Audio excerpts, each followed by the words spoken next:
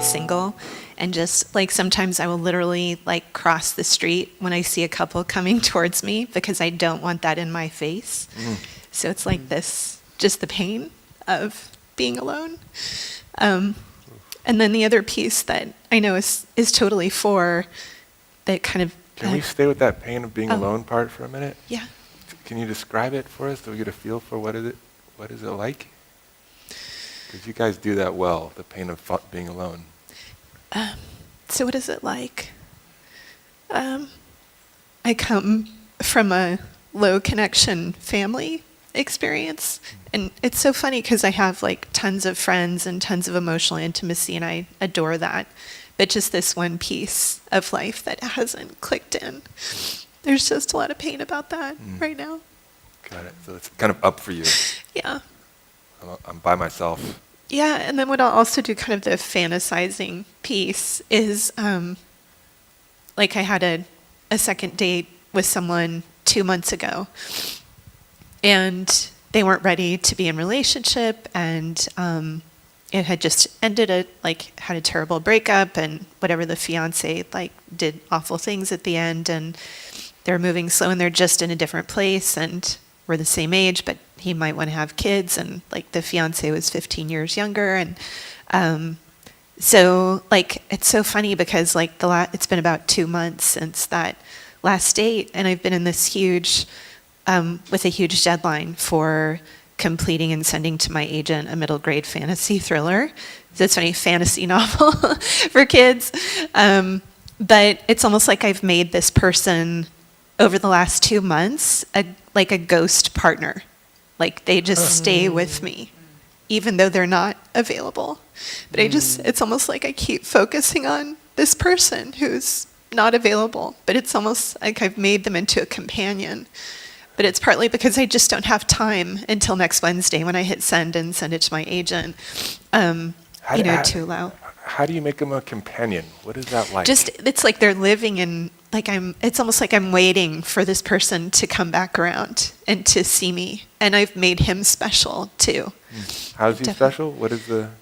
And he's, we have common interests and so forth. He lives where I do. He's my age. He's this quiet introvert, and he is this like very handsome man. So I think that's the piece that like makes him this prize. So he's the prize, and he kind of still lives in you. Mm-hmm. And you're like there's a waiting, an anticipation. What is? You're almost like instead of like facing the aloneness of this commitment to my book. Yeah. Even though I have the support of my agent and feedback from 2 editors, and I have my writing community, Kidlit community is awesome. But I live alone. I do consulting and training and executive coaching, but it's very it's solitary. I'm not going into a workplace every day, and so there's a lot of freedom, but the shadow side of it is like aloneness too, with that independence, and then just being in a place in my life where I really want that partner. So because I don't have other space for like dating until next week, I've just made this person into this like... They're the one. Yeah. They're the one. And does it feel like you're at choice with it? Or is it something that just happens to you? Like, are you intentionally keeping him around, or is it just something that's happening? It's just kind of happening. It's like it's in my system. And I think what I've done is gone after special people that equates with these being not available people.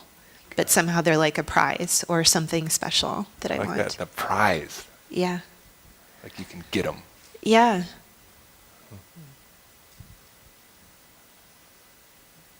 And why do you think why do you think he stays around? I'm interested, because I'm a 7, and so when I'm done with somebody, I'm like, all right, go, bye. I kind of move on. But you have this capacity to keep them around, or it sounds like it's not even a choice. It's like a longing for them. It's like this longing for, I don't know, the person who's going to come in and take over my life, or like distract me from this huge commitment that I'm making that feels super intense and overwhelming. And is he a savior? Is there he's going to come save you, or?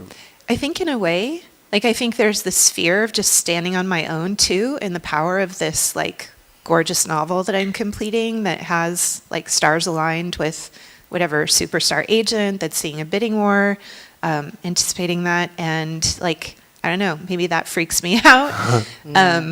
And yeah, just wanting someone who's not available. Yeah.